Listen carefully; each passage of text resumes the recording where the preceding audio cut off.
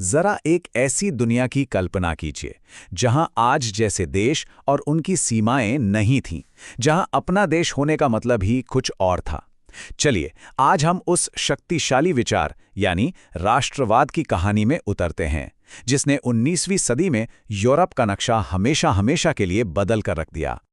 पर एक विचार मतलब एक आइडिया, उसे कोई देख कैसे सकता है? उसे कोई चेहरा कैसे दे सकता है? एक कलाकार ने इसी मुश्किल सवाल का जवाब अपनी कला से देने की कोशिश की। देखते हैं कैसे। तो हमारे कहानी की शुरुआत होती है एक सपने से। एक ऐसे यूरोप की कल्पना कीजिए जो देशों में नहीं बल्कि बड़े बड़े साम्राज्यों में बटा हुआ था। लेकिन इसी पुरानी दुनिया के बीच एक नया, एक क्रांतिकारी सपना जन्म ले रहा था।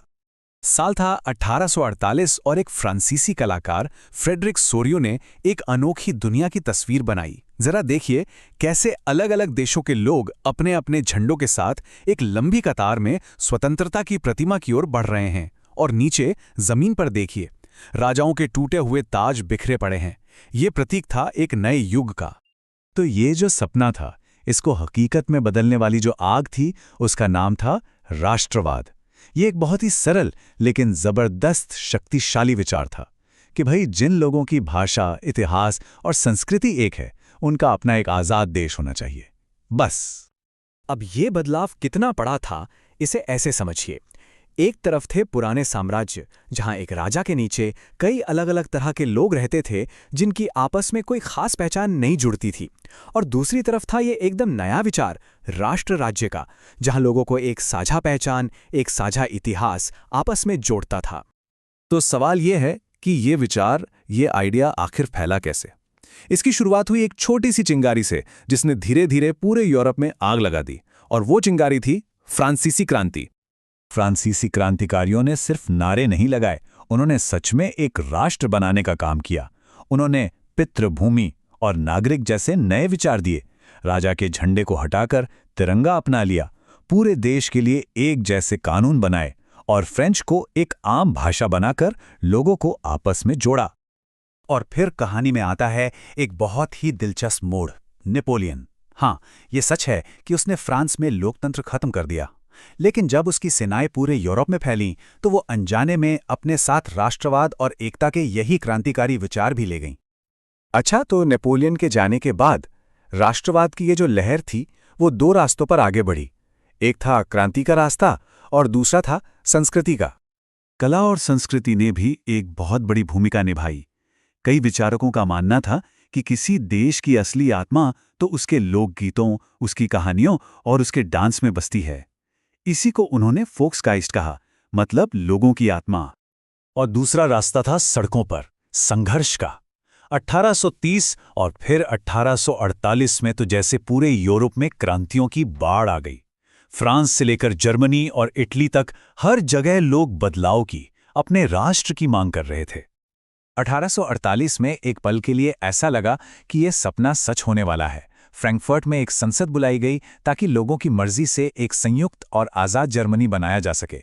ये लोगों की ताकत की सबसे बड़ी उम्मीद थी। लेकिन ये उम्मीद टिक नहीं पाई, सपना टूट गया। प्रशिया के राजा ने लोगों द्वारा पेश किया गया ताज पहनने से इनकार कर दिया और पुरानी ताकतों ने यानी राजशाही और सेना ने मिलकर इस पूरे आंदोलन को बेरहमी से कुचल दिया। तो अब जब राष्ट्र वोटों और भाषणों से नहीं बन सकते थे, तो फिर कैसे बनते?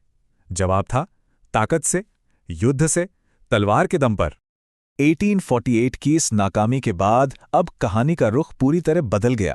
अब राष्ट्र निर्माण का काम लोगों के हाथ से निकलकर कंजर्वेटिव्स के हाथ में आ गया। और इस नई आक्रामक सोच का चेहरा थे ओटो वॉन बिस्मार्क। उन्होंने साफ साफ ऐलान किया कि जर्मनी का भविष्य भाषणों से नहीं बल्कि लौह और रक्त से तय होगा। और बिस्मार्क सिर्फ बातें नहीं करते थे, उन्होंने जो कहा वो करके दिखाया।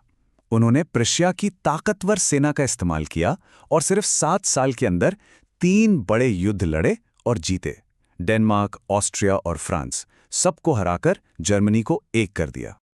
और इसका नतीजा 1871 में फ्रांस के ही वर्साई महल में, जिसे जर्मनी ने हराया था, एक नए शक्तिशाली जर्मन साम्राज्य का ऐलान किया गया। एक राष्ट्र का जन्म तो हुआ, लेकिन लोगों की उम्मीदों से नहीं बल्कि तोपों की गूंज और सैन्य जीत से। लेकिन कहानी यहां खत्म नहीं होती, बल्कि यहां से कहानी का एक स्याह, एक डरावना पहलू शुरू होता है। राष्ट्रवाद की ये आग अब कुछ और ही जलाने वाली थी। 19वीं सदी के आखिर तक आते आते राष्ट्रवाद का पूरा मतलब ही बदल गया था।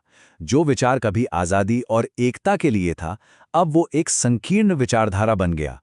देश एक दूसरे को शक और नफरत से देखने लगे और युद्ध के लिए हमेशा तैयार रहने लगे।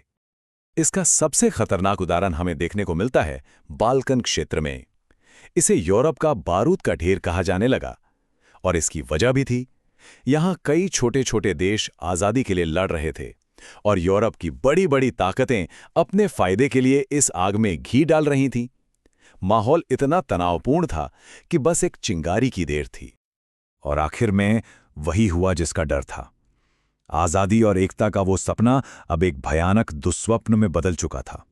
राष्ट्रवाद की यही आग, यही आपसी दुश्मनी पहले विश्व युद्ध का एक बहुत बड़ा कारण बनी। एक ऐसा युद्ध जिसने पूरे यूरोप को तबाह कर दिया। तो देखिए, राष्ट्रवाद के विचार ने लाखों लोगों को एक पहचान दी, अपनेपन का एहसास दिया, लेकिन इसी विचार ने दुनिया को सबसे बड़े संघर्ष में भी धकेल दिया। तो आखिर में सवाल यही बचता है कि कोई भी विचार जो लोगों को जोड़ने के लिए बनता है, वो उन्हें बांटने वाली ताकत कब और कैसे बन जाता है।